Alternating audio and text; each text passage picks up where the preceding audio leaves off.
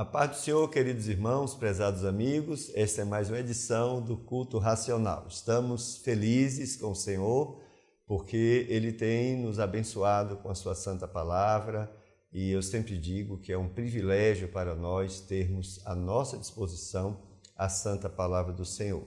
E também temos à nossa disposição o Espírito de Deus, né, que nos orienta. Foi Ele quem deu essa palavra, quem inspirou os homens para escreverem essa palavra, os homens de Deus. E Ele mesmo nos foi dado, né, nos foi dado gratuitamente, né?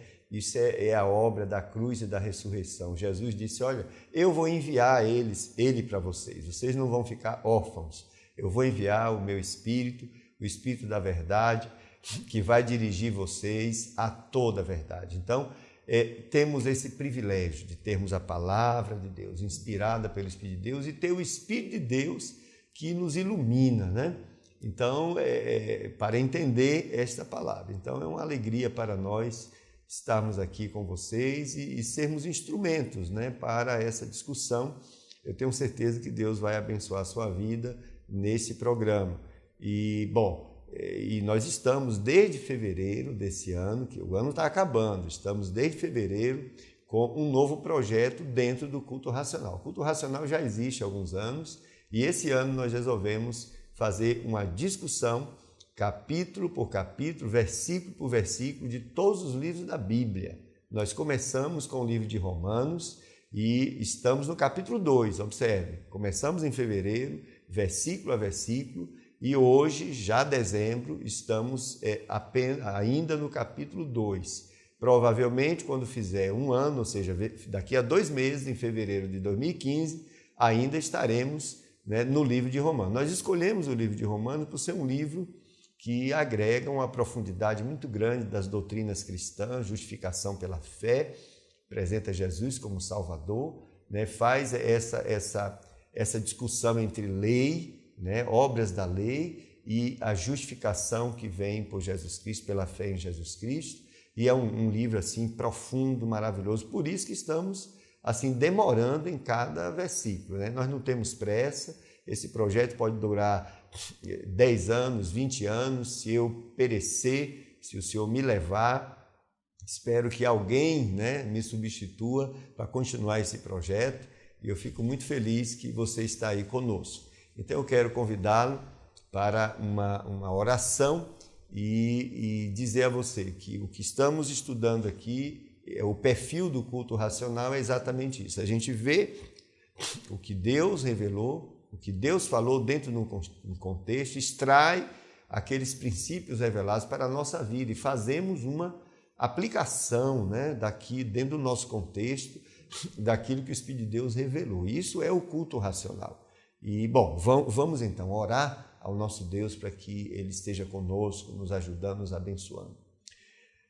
Ó bendito Senhor, mais uma vez na Tua presença, Senhor, nós clamamos a Ti pela Tua bondade, pelo Teu amor, que o Senhor, meu Deus, nos ajude nesse momento, nesse programa. Inicialmente rogamos o perdão dos nossos pecados, Senhor, que o sangue de Jesus nos purifique de toda obra morta, Senhor, de tudo que a nossa natureza corrompida, né, fez, projetou, executou, e sabemos que tudo que ela faz vai de encontro, é contra, é oposto à Tua santidade, à Tua vontade. Senhor, nos perdoe, nos purifique, nos qualifique para estar na Tua presença. E só o sangue de Jesus pode fazer isto. Ó Deus, rogamos que o Teu Santo Espírito nos dirija, nos dê a iluminação necessária, que use as nossas vidas para alcançar outras vidas dos nossos internautas que estão sintonizados conosco e aqueles que um dia vão clicar aí no nosso programa e vão ouvir aquilo que o Senhor vai nos dar neste dia, Senhor, neste momento. Eu rogo, portanto, que o Senhor esteja conosco, nos ajude, nos abençoe, restaure vidas, Senhor, toque em corações. Em nome de Jesus é a nossa oração. Amém. Amém. Eu queria também convidar a todos para uma leitura na Santa Palavra de Deus, capítulo 2 de Romanos, a partir do versículo 24. Versículo 24 nós já discutimos semana passada, vez passada, né, no programa anterior, e hoje a gente só vai fechar um pouquinho e avançar numa nova discussão dentro desse contexto, que é a questão da circuncisão. É importante caracterizar essa discussão que o Espírito de Deus usa Paulo para fazer. E o texto diz assim, Romanos 2, 24. Porque, como está escrito, o nome de Deus é blasfemado entre os gentios por causa de vós. Porque a circuncisão é, na verdade, proveitosa se tu guardares a lei. Mas, se tu és transgressor da lei, a tua circuncisão se torna em incircuncisão. Se, pois, a incircuncisão guardar os preceitos da lei, porventura, a incircuncisão não será reputada como circuncisão, e a incircuncisão, que por natureza o é, se cumpre a lei, não te julgará porventura a ti, que pela lei e circuncisão és transgressor da lei?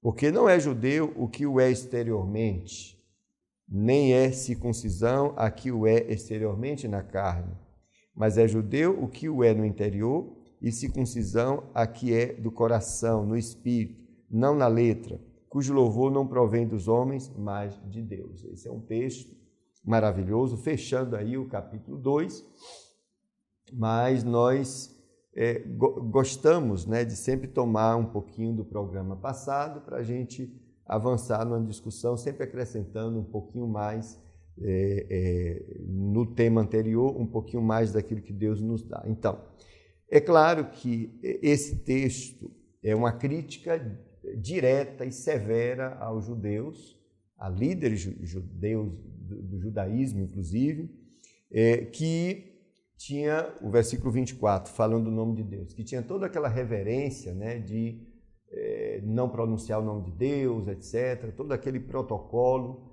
mas que, segundo o apóstolo, apesar dessa reverência toda, apesar desse cuidado com o nome de Deus, a vida, as obras praticadas, né, o testemunho que aqueles homens tinham diante da sociedade, faziam com que as pessoas blasfemassem contra o nome de Deus.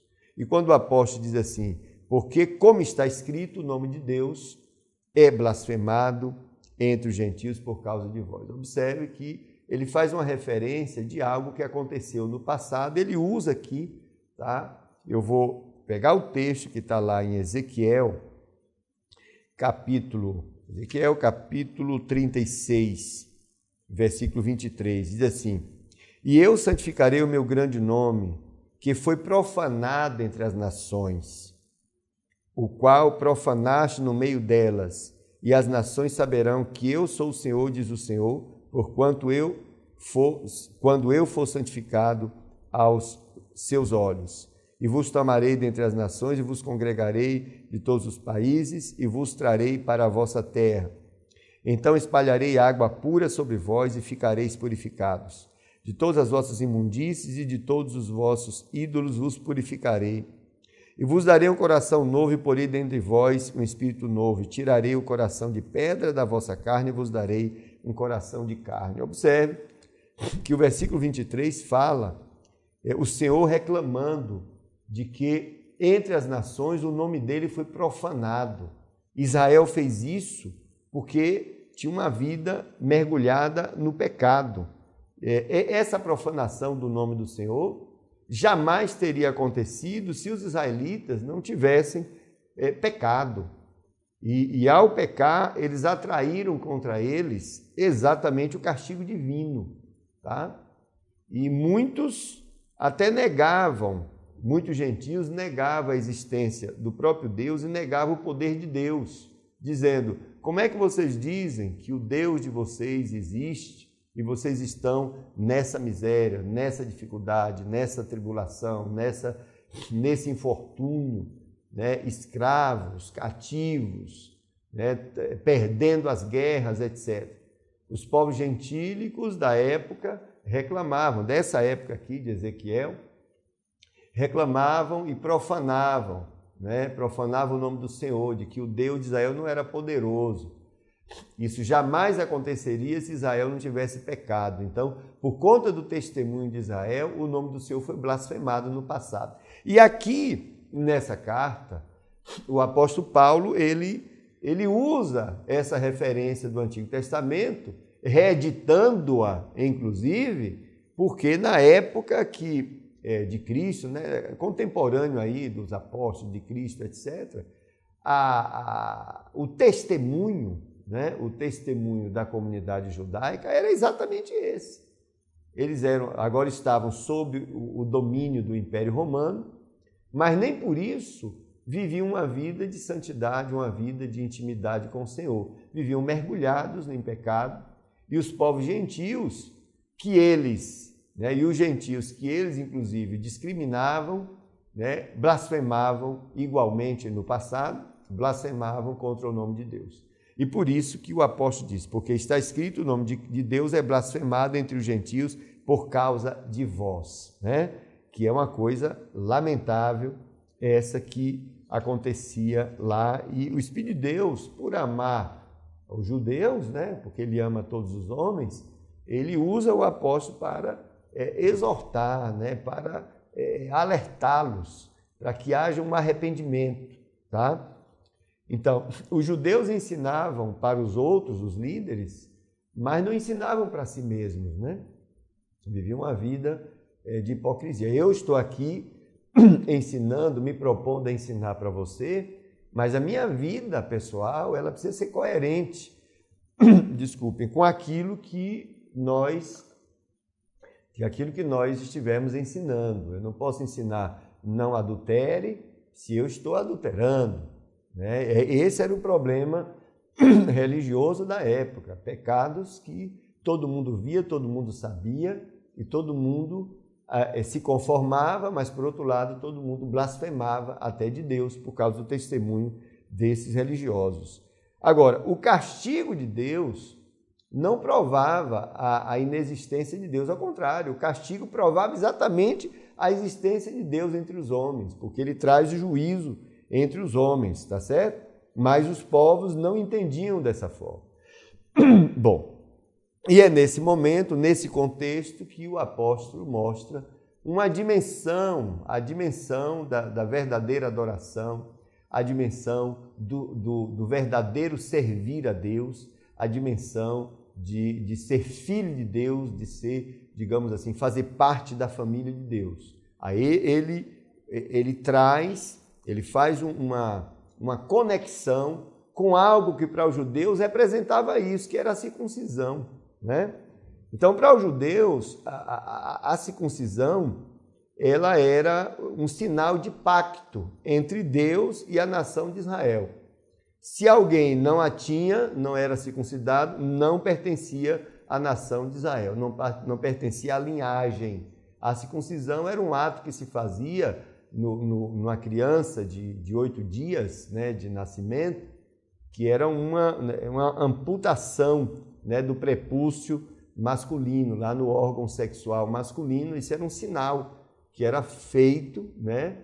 Inclusive era uma cerimônia que era feita antes de fazer esse ato na criança e depois que se fazia, eram recitadas inclusive bênçãos, né, para aquela criança. Então era um cerimonial tão importante, era um marco, né, que incluía aquela criança na nação judaica, na descendência de Abraão.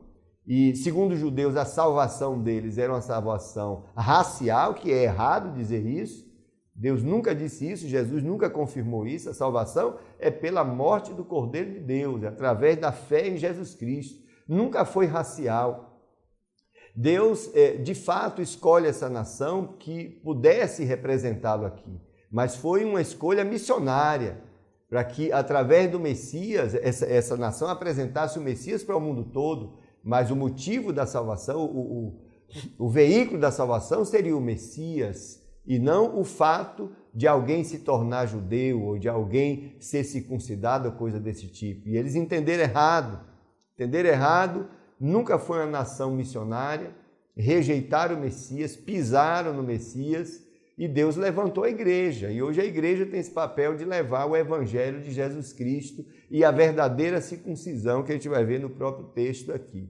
Então, por outro lado, a gente pode dizer que a circuncisão ela é um ato, é uma pequena cirurgia que é feita, e isso vem de diversos povos, África, Austrália, diversos povos, né, ao longo aí da história da humanidade, circuncida seus filhos. Hoje se diz que 1/7 da população da humanidade, dos homens, né, é circuncidado, 1/7 da população do mundo, dos homens. E agora, assim, portanto, é uma coisa que não é apenas judaica. Agora, dentro do judaísmo, a circuncisão assume um simbolismo muito efetivo, ele é essencial, né? Porque identifica o cidadão com a nação judaica, tá? E, por outro lado, era tão importante, observe o que eu vou dizer, que no 8º dia, se esse 8º dia de existência da criança caísse num sábado, mesmo no sábado eles faziam a circuncisão. Quer dizer, era um trabalho que era feito no sábado, quando eles até pesavam quantas moedas eles poderiam levar dentro do bolso num sábado, porque a partir de tal peso, vamos dizer, isso configuraria um trabalho. Então, os judeus chegavam a esse nível de detalhe para se tentar cumprir a lei, mas a circuncisão, que era um trabalho e tanto, era uma cirurgia, tá? Eles faziam no sábado tranquilamente, se o 8º dia caísse ali no sábado. Bom, agora, tem muitas finalidades a circuncisão. Primeiro nós vamos ler, né, Gênesis capítulo 17, quando ela é instituída, né, entre os judeus. Gênesis capítulo 17, estou fazendo um apanhado aqui, só para dizer para vocês alguma coisa sobre circuncisão. Capítulo 17, de 10, diz assim, 17:10 de Gênesis: Este é o meu concerto que guardareis entre mim e vós, e a tua semente depois de ti. Quer dizer, era um concerto para toda a geração de Israel, né? E aqui diz que todo macho será circuncidado, e circuncidareis a carne do vosso prepúcio, e isso será por sinal do concerto entre mim e vós. O filho de 8 dias, pois, será circuncidado, todo macho nas vossas gerações, o nascido na casa e o comprado por dinheiro, e qualquer estrangeiro que não for da tua semente. Com efeito, será circuncidado o nascido em tua casa, e o comprado por teu dinheiro, e estará o meu concerto na vossa carne por concerto perpétuo. E o macho com prepúcio, cuja carne do prepúcio não estiver circuncidada, aquela alma será extirpada dos seus povos, quebrantou o meu concerto. Observe que não diz que quem não for circuncidado não será salvo. Está dito que não fará parte da nação de Israel. E mesmo assim, fazer parte da nação de Israel não implicava em ser salvo. Salvo no sentido de que o homem caiu, todo homem caiu, né? E precisa urgentemente de uma salvação promovida pelo Senhor. Senão, quando ele morrer, vai para o inferno. Se o israelita, você pregar o evangelho para ele e ele rejeitar, não aceitar a Cristo, ele não vai para o céu, não. Ele não herda a vida eterna, não, porque a promessa que Deus fez com Israel foi de restaurar Israel aqui na terra. Não há uma promessa que vai salvar Israel independente do Messias. Qualquer salvação virá via Messias. O Messias sempre foi, né, o Filho de Deus. O Messias é o Filho do homem, o Filho de Deus, que traria a salvação. Por que ele? Porque foi ele que lá na cruz do Calvário, ele foi o nosso substituto. E nos substituiu ali na cruz do Calvário, assumindo os nossos pecados. E por causa disso, ele tem toda a autoridade diante de Deus para perdoar os meus pecados. É através de Jesus que eu chego na presença de Deus. Bom, Êxodo 12, vamos ver mais um texto aqui do Antigo Testamento. Observe que o Gênesis 17, ele estabelece, sim, todo macho teria que ser circuncidado. Tá? Na época da Alemanha nazista, o que foi que aconteceu? Algumas famílias alemãs, para proteger crianças da matança, né, de Hitler, elas pegaram algumas crianças judias, né, para poder criar, porque sabia que os pais foram presos, etc., levados para a câmara de concentração, mas a polícia secreta alemã, a Gestapo e a SS também, saía em casas de alguns alemães, aí tinha denúncias também, e uma maneira deles descobrirem que o garotinho era alemão, que a família alemã mentia dizendo que era filho dele, que era um primo, que era um sobrinho, etc., para que a criança não fosse presa. E uma das formas da polícia nazista, né, a polícia nazista, prender a criança, desmascarando, né, aquele projeto de protegê-la, então pedia para a criança tirar as calcinhas. Quando tirava, eles identificavam que a criança, o macho, né, era circuncidado, aí caracterizava que era judeu e levavam a criança de qualquer jeito. E por quê? Porque esse foi um concerto que Deus fez perpetuamente. Então, até hoje, os judeus se circuncidam, porque isso é um símbolo de um pacto que Deus faz com eles. É Deus com a nação de Israel. Isso é muito forte para eles. Aqui está no Êxodo 12, 44, diz assim, 12:44. Porém, todo servo de qualquer comprado por dinheiro, depois que o houver circuncidado, então comerá dela. Está se referindo à Páscoa, né? O estrangeiro e o assalariado não comerão dela. Numa casa se comerá, não levarás daquela carne fora da casa, nem dela quebrareis osso. Toda a congregação de Israel o fará. Porém, se algum estrangeiro se hospedar contigo e quiser celebrar Páscoa ao Senhor, seja-lhe circuncidado todo macho, e então chegará a celebrá-la, e será como natural da terra, mas nenhum incircunciso comerá dela. Quer dizer, a Páscoa era só para o circuncidado. Se você não fosse circuncidado, não podia comer a Páscoa. Uma mesma lei haja para o natural e para o estrangeiro que peregrinar entre vós. Quer dizer, até um estrangeiro, alguém que não fosse natural, né, do povo israelita, se alguém estivesse visitando, estava hospedado ali, e fosse época de Páscoa, para aquela pessoa participar da Páscoa, seja ela quem fosse, ela tinha que ser circuncidada. Então, isso era algo forte, é algo forte em Israel e é importante. Agora, outros povos sempre outros povos usaram e usam até hoje esse ato, né, da circuncisão, e por diversos motivos. A gente pode listar aqui alguns motivos. Tem finalidades higiênicas, né?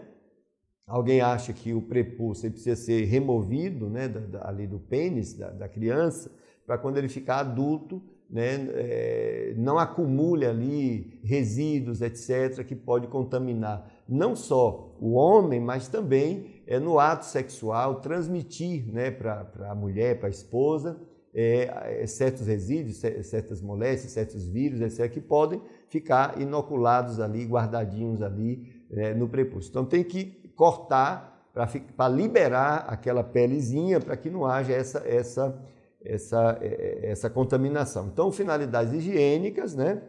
Sinal de afiliação tribal, né? Tem povos espalhados pelo mundo que, para que a pessoa da tribo, né, fosse considerada oficialmente afiliada, vamos dizer, a uma determinada tribo, ela teria que se circuncidar. Isso acontece nos povos, alguns povos por aí pelo mundo. Preparação para a vida sexual, tá? Teste iniciatório de coragem antes de um jovem ser aceito pela tribo. Ele tinha que demonstrar essa coragem para poder, né, fazer parte da tribo. Um meio também que santifica as faculdades geradoras, né? Quer dizer, num ritual, essa era uma maneira de dizer que estava santificando, né, as faculdades geradoras do homem, né? Através do pênis, onde vai haver a procriação, vamos dizer assim, né? Porque através do pênis vai passar a célula, né, geradora, o espermatozoide, que no óvulo humano, no óvulo da mulher, termina gerando o feto, as condições de fecundação, etc, etc. E tinha esse motivo também. Sacrifício que redime o homem do Deus que lhe outorga a vida, tá?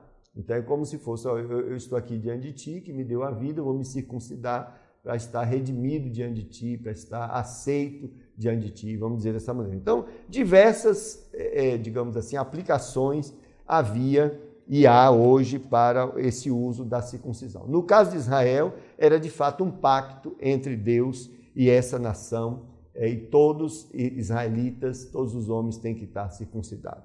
Como eles são os pais de família, naturalmente a sua família também foi gerada, observe, a partir desse órgão, essa família também seria aceita na nação de Israel. Então, e como eu disse, é um cerimonial que tinha festa, né? Ao terminar, havia festas e comes e bebes, mas havia também bênçãos recitadas antes e bênçãos recitadas depois, bênção sobre aquela criança, bênção de prosperidade, bênção de bênção, né? Bênçãos diversas que se desejavam para suas crianças a partir desse pacto. Agora, o texto, observe que o texto aqui, Paulo critica o fato do judeu ter tudo isso, ser circuncidado, e na sua prática de vida ele se igualar, né? Se igualar aos povos não circuncidados, ao incircunciso. Dizer incircunciso era uma ofensa direta que um judeu fazia para alguém. Ó, você é um incircunciso, é como se você não pertence à família de Deus, você não é israelita, você não tem valor nenhum. Chamar alguém de circunciso é isso. Você pode ver até em algumas produções cinematográficas, alguém chamar, você é um incircunciso, em alguns filmes por aí, que eles resgatam esses aspectos culturais e religiosos, e ofender profundamente. Ou quem está falando isso está querendo ofender profundamente alguém. Então, eles chamavam os gentios, os povos gentílicos, de incircuncisos, se consideravam superiores, porque eles eram circuncidados, mas há uma crítica aqui do próprio Espírito de Deus, através de Paulo, dizendo, olha, a tua circuncisão, vamos ver o versículo 25, porque a circuncisão é, na verdade, proveitosa. Aqui não está desvalorizando o valor da circuncisão, porque foi Deus que estabeleceu esse pacto, né? Nenhum de nós tem o direito de criticar isso, porque foi Deus que promoveu essa situação. Mas está dito aqui, porque a circuncisão é, na verdade, proveitosa, se tu guardares a lei, né? Quer dizer, sem obediência não vale nada a circuncisão judaica, né? Mas se tu és transgressor da lei, a tua circuncisão se torna em incircuncisão, ou seja, você fica igualzinho ao gentio que você está criticando, que não é circuncidado. Então, observe que há aqui um desmascaramento, né, dessa hipocrisia religiosa, tá? E o Espírito de Deus traz, através dessa carta, traz a consciência das pessoas, e nossa também, sobre o que é essencial para Deus. Que às vezes a gente fica preso a as questões mais externas, de aparência, que era o caso aqui, e Paulo vai criticar isso também, e a gente se perde naquilo que é o essencial, naquilo que de fato Deus está cobrando de todos nós. E olha o que o versículo diz, se pois a incircuncisão, agora está falando do povo gentil, dos gentios, guardar os preceitos da lei, porventura a incircuncisão não será reputada como circuncisão. Aí é um outro paralelo, né, que ele está fazendo. Quer dizer, se você tem uma pessoa que a gente chama de ímpio, está fazendo, né, às vezes você vê pessoas lá no mundo fazendo coisas que Deus quer que elas façam, elas estão sendo instrumento de Deus. Quer dizer, elas estão agradando a Deus mais do que eu, né, que estou vestindo uma máscara religiosa, mas na minha prática ela nada tem a ver com os preceitos do Senhor. Aquela pessoa está sendo uma serva de Deus mais do que eu. E é isso que o apóstolo apresenta aqui.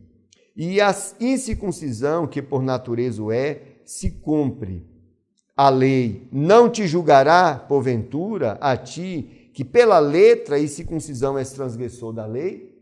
Quer dizer, aquela pessoa que está fazendo a vontade de Deus, ainda que momentaneamente ali, aquilo vai ser usado para juízo para mim.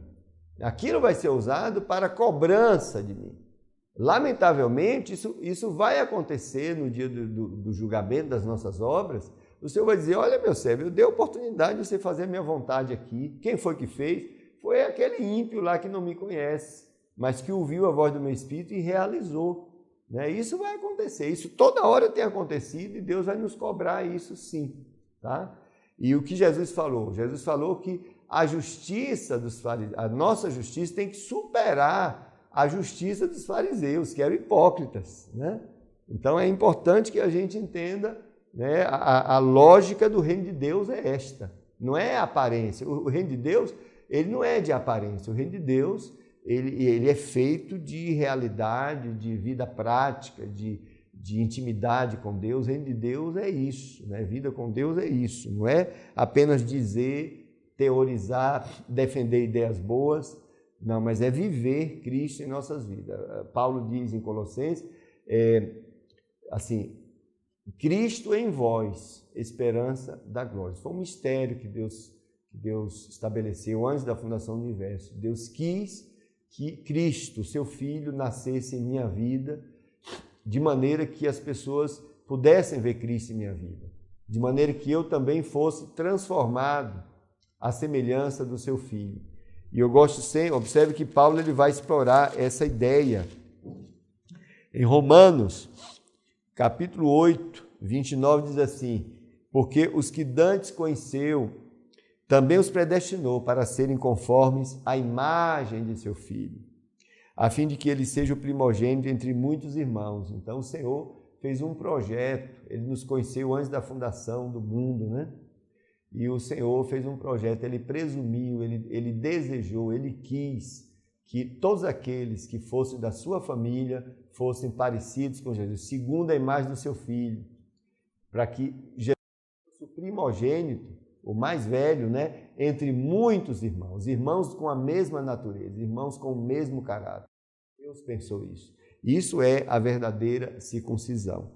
Então, continuando aqui, porque não é judeu o que o é exteriormente, nem é circuncisão a que o é exteriormente na carne. Aqui, esse versículo deve ser desesperador para um rabino ler e aceitar. Não é judeu aquele que o é exteriormente. Não é judeu apenas o fato de fazer parte de Israel, da tribo ou da nação de Israel. E a circuncisão, que é apenas na carne, né, no prepúcio ali, não é a circuncisão. Observe que agora vem uma nova dimensão, uma dimensão, né, da graça, né, da manifestação de Cristo, do que Cristo fez. Aí diz assim, mas é judeu o que o é no interior, né? É transformação de vida, tá? E circuncisão a que é do coração, no Espírito. Então há uma obra de Deus que é feita no Espírito do homem, tá certo? Aqui começa a introduzir a ideia do novo nascimento. É o Espírito de Deus que vai no meu espírito e vai forjar ali um novo homem, né? E o modelo do caráter desse homem é o caráter do próprio Cristo. Isso é a circuncisão. Não na letra, né? Não apenas no que está escrito, cujo louvor não provém dos homens, não é coisa dos homens que nós vamos, né, nos orgulhar ou reivindicar, tá? E as pessoas vão nos louvar. O louvor vem de Deus, é Deus que faz isso, é um trabalho que é a própria pessoa divina que faz em minha vida e na sua vida. A única maneira de chegarmos na presença do Senhor, a única maneira de avançarmos, né, na trilha aí do reino de Deus, a única forma é se Deus fizer isso na minha vida. A única maneira de eu me libertar, né, adquirir a natureza divina, ter comunhão com Deus, ter intimidade com o Senhor, ter vida com o Senhor, é se o próprio Deus vier ao meu socorro e fizer isso na minha vida. É isso que essa carta está dizendo. Se Deus não vier ao seu socorro e justificar você, justificar a mim, para que possamos ter comunhão com Ele, para que sejamos perfeitos em Cristo e, portanto, ter comunhão com Ele, se Ele não fizer isso, os meus méritos, as minhas obras, o pseudo-cumprimento da lei, dos dogmas da sua igreja, nada disso vai nos levar à presença do Senhor, mas o verdadeiro nascimento, novo nascimento. Vou ler mais três versículos. 1 Coríntios, capítulo 7, versículo 18 e 19. 18 diz assim: porque eu sei que em mim, isto é, na minha carne, não habita bem algum, tá? E com efeito, querer estar em mim, mas não consigo realizar o bem. Aqui é Paulo falando sobre o homem sob o domínio da natureza corrompida, o homem que não nasceu de novo. Porque não faço o bem que quero, mas o mal que não quero, esse faço. Observe, essa é a condição miserável do homem sem Deus, o homem que não nasceu de novo. Agora, quando você avança, o que é que diz aqui? Diz assim, capítulo 8, 1. Portanto, agora, nenhuma condenação há para os que estão em Cristo Jesus. Observe, deve estar em Cristo Jesus. Nasceu de novo, tá? Estão agora incluídos no corpo de Cristo. Que não andam segundo a carne, ou seja, não são mais escravos da natureza corrompida, carne aqui representa essa natureza corrompida, mas segundo o Espírito. O Espírito que é dirigido pelo Espírito de Deus. O Espírito de Deus se comunica com o nosso Espírito. O Espírito de Deus não se comunica com a nossa natureza corrompida, ele se comunica com o nosso Espírito que recebeu. O nosso Espírito tem recebido, ele é participante da natureza divina por causa do novo nascimento. Bom, porque a lei do Espírito de vida, agora aqui é Espírito de Deus, em Cristo Jesus, me livrou da lei do pecado e da morte. Observe que é o Espírito de Deus na minha vida, a manifestação da graça do Senhor Jesus em minha vida, que me livra. Quer dizer, o fato do Espírito de Deus, o fato de eu ter nascido de novo, eu estou livre do império do pecado, do domínio do pecado e da morte, como diz o versículo. Gálatas 5, capítulo 6, diz assim, 5, 6. Porque em Cristo, observe, está em Cristo? Então diz assim, você nasceu de novo?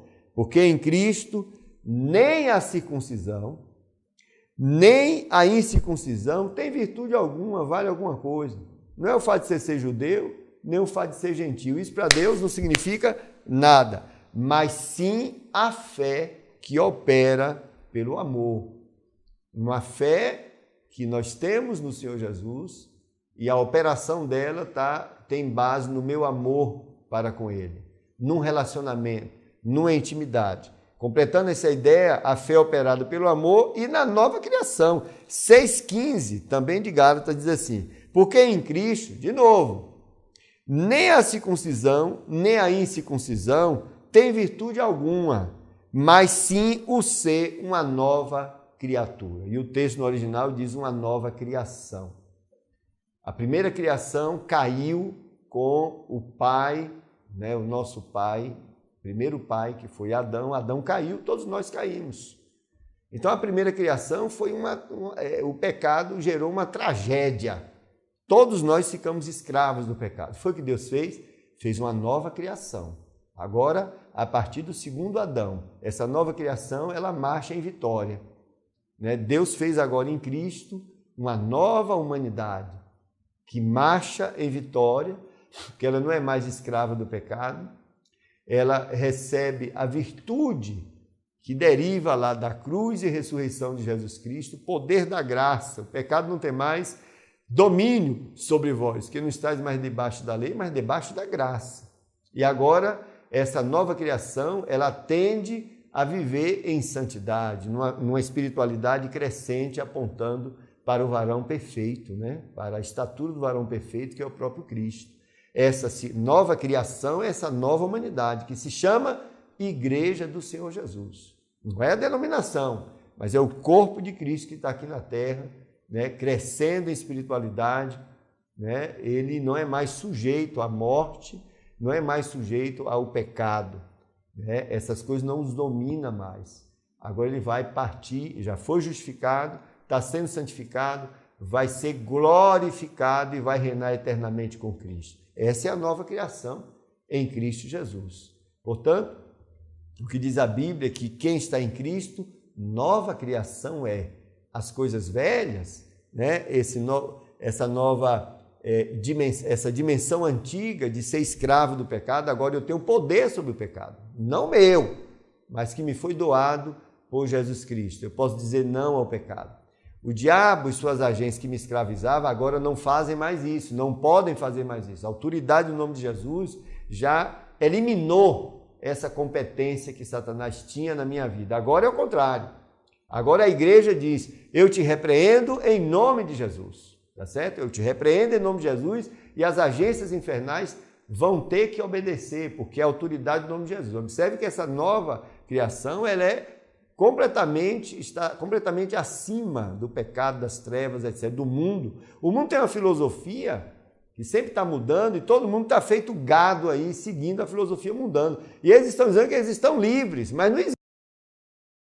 Quem é livre é a igreja, que tem a mente de Cristo, que participa da natureza divina. E essa mente de Cristo faz com que a gente pense exatamente contrário a essa linha de pensamento aí do mundo. A gente não vive como gado, a gente tem uma reflexão a partir dos ideais de Deus. E por conta disso nós rejeitamos esse mundo e, obviamente, o mundo também nos odeia. Mas o nome disso é liberdade. Isso caracteriza a nova geração, nova criação. Circuncisão e incircuncisão, o fato de ser judeu ou não judeu ou gentil, isso para Deus não vale nada. Mas o que vale para Deus é você nascer de novo, você ser uma nova criação do Senhor, uma nova criação.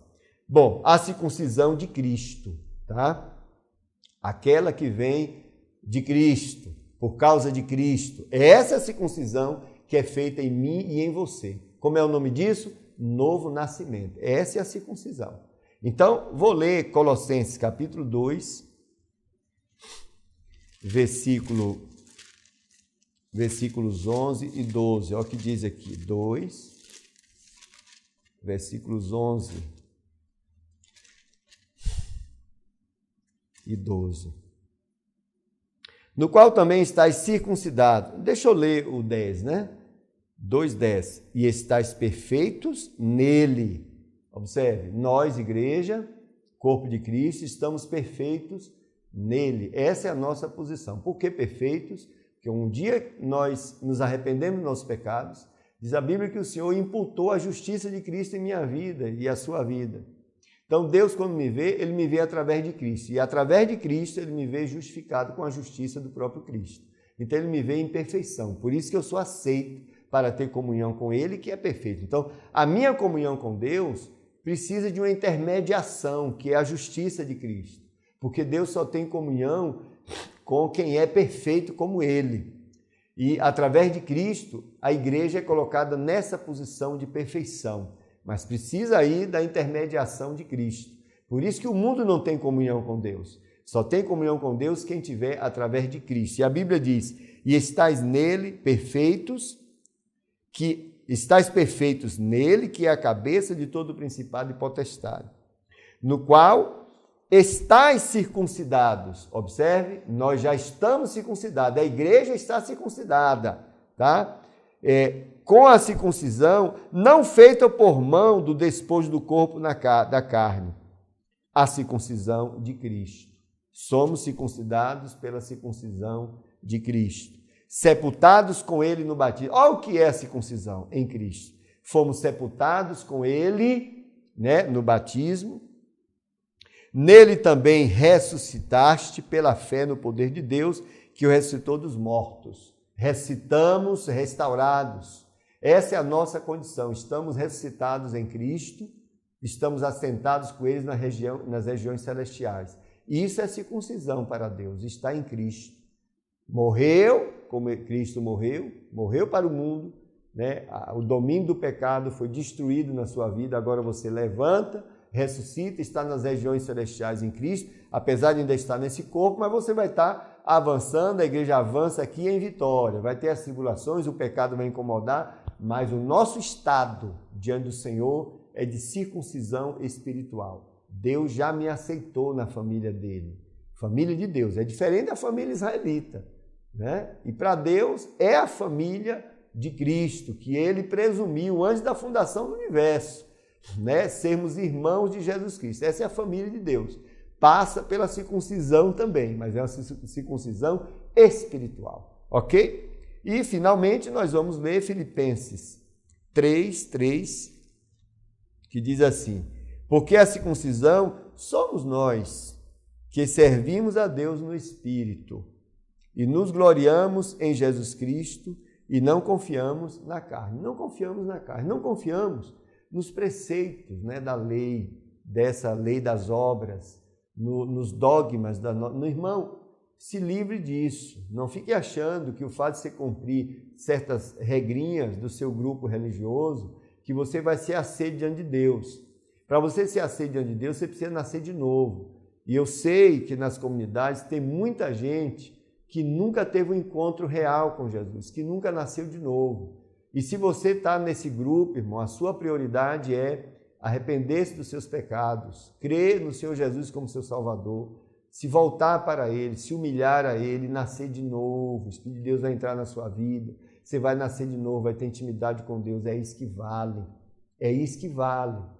O resto são detalhes, pezinhos que as nossas denominações colocaram, achando que o que Deus fez foi menor, o que Deus fez precisa de acerto, precisa de conserto, precisa de um ajuste. Aí todos nós, das nossas denominações, nós colocamos uma coisinha ali. Não, você é salvo, mas você tem que fazer isso. Você é salvo, mas você tem que fazer aquilo outro. Tudo isso nada tem a ver, né? Para Deus o que vale é você nascer de novo. E esse trabalho da obediência, da comunhão, da intimidade, o próprio Filho de Deus vai levar o penitente nessa direção. A Bíblia diz que a graça se manifestou salvando os homens, mas também ensinando aos homens essa vida de piedade, essa vida na presença do Senhor. Vai ensinando a gente a ter uma vida sóbria, uma vida piedosa na presença de Deus, uma vida justa, uma vida de comunhão com Deus. É isso que a graça faz na minha vida e na sua vida.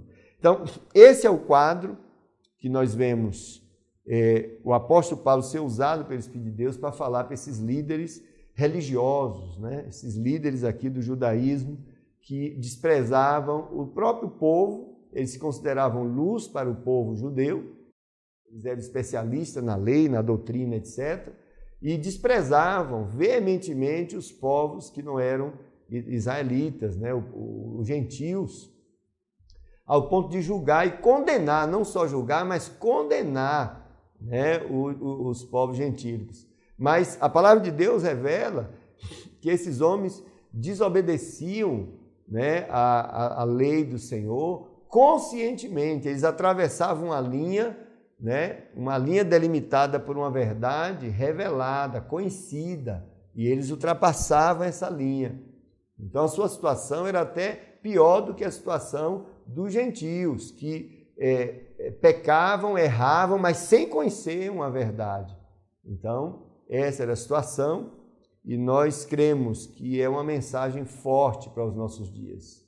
Nós precisamos urgentemente avaliar a vida religiosa que estamos tendo nesse país. A comunidade evangélica desse país está convidada pela palavra de Deus, não por mim, eu me incluo também. Estamos sendo convidados a urgentemente nos voltarmos para o Senhor, abandonarmos certas hipocrisias, certos modus operandi, né, religiosos que nos levam muito mais a uma vida de hipocrisia religiosa do que uma vida de essência e prática de fé, né, que honra a Deus. Que o nome do Senhor, de fato, meus amigos, meus irmãos, que o nome do Senhor possa ser honrado através da minha vida, através da sua vida.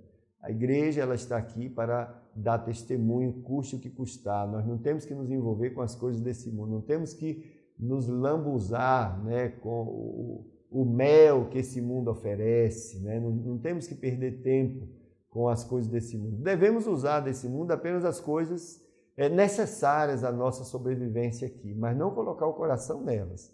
Então, que Deus abençoe. Estamos nos nossos últimos 20 segundos. A paz do Senhor para todos. Muito obrigado. Que o Senhor abençoe e até a próxima semana com mais uma edição do Culto Racional. Obrigado.